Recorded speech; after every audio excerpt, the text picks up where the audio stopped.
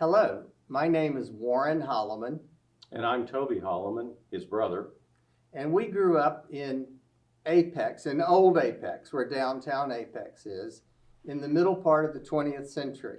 Our father, Carl Holleman, grew up 100 years ago in Buckhorn, which is the township in the far southwestern corner of Wake County.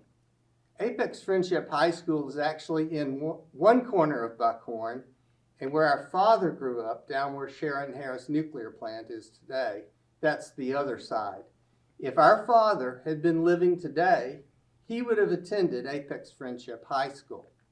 We'd like to tell you a few stories he shared with us about growing up in the 1920s and 1930s.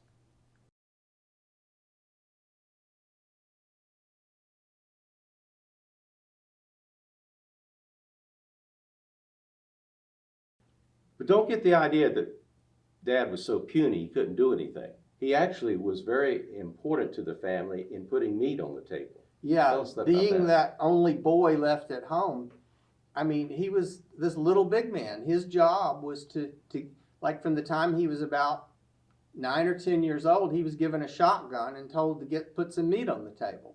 So he'd go out and shoot some squirrels or shoot a rabbit or quail when he was just a little kid. At night, of course, they would do a different type of hunting for varmints, for raccoons and possums, and they would put that meat on the table. But imagine being a 9 or 10-year-old boy out in the woods, sometimes by yourself at midnight, trying to kill an animal for food. It's pretty remarkable to me that that's the way people here used to live. And fishing? Fishing, they had a creek. The Little White Oak Creek was right there. It's now Harris Lake.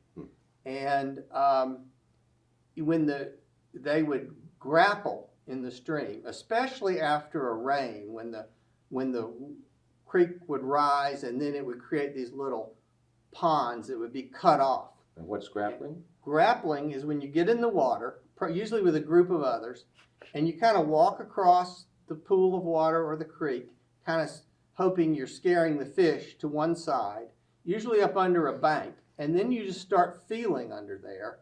And if you feel a fish, usually a catfish, you put your hand inside of its mouth and you grab onto whatever you can grab onto and you pull it out. And discover what it is.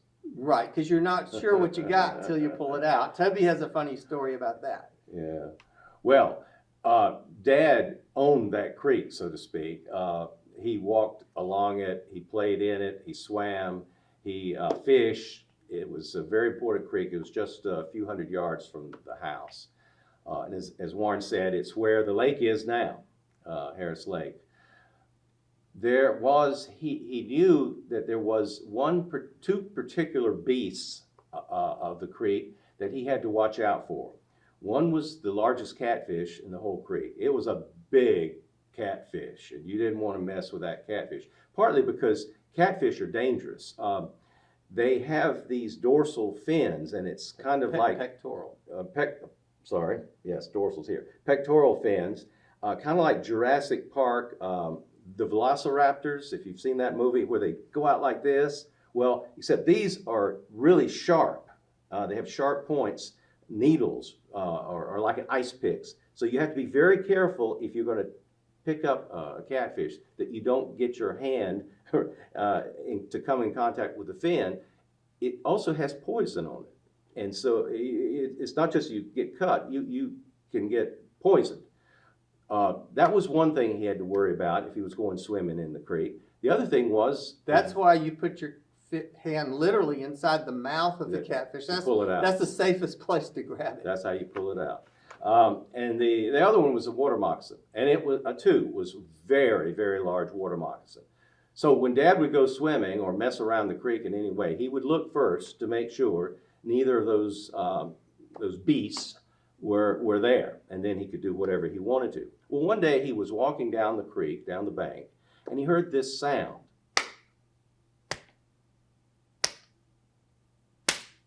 And he couldn't figure out what that was. It didn't sound like any animal or anything else he had ever heard in the woods like that. So he walked towards the sound until he could see what it was coming from.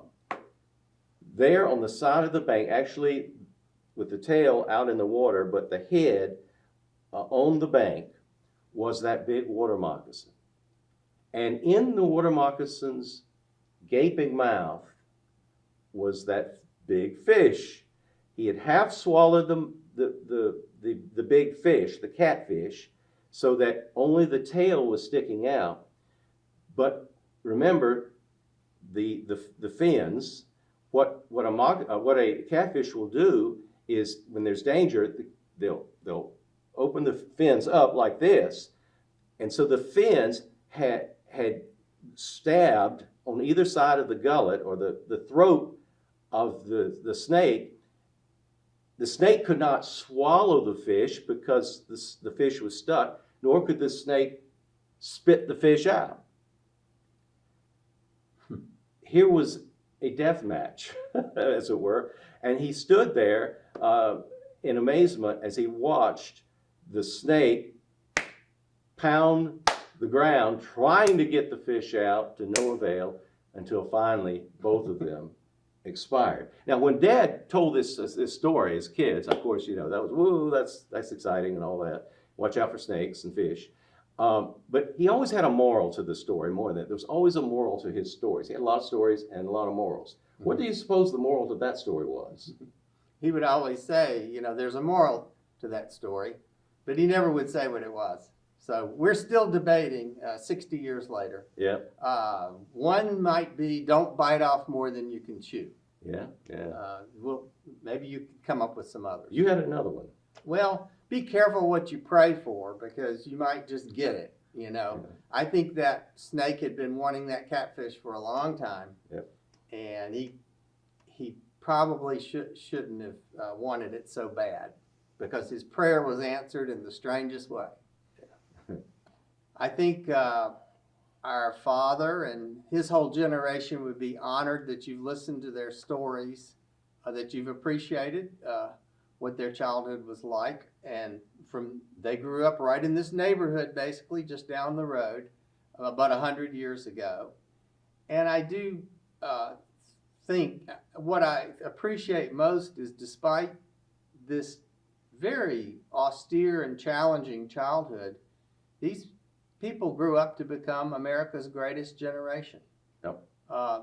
They saved the world, literally, from the Nazis and the authoritarian, those who wanted to destroy the world, as far as I'm concerned. From the fascists of their day. Exactly. And it's just amazing to me that the things they accomplished. And they went on to build what we call the Great Society, and they were good people. So thank you.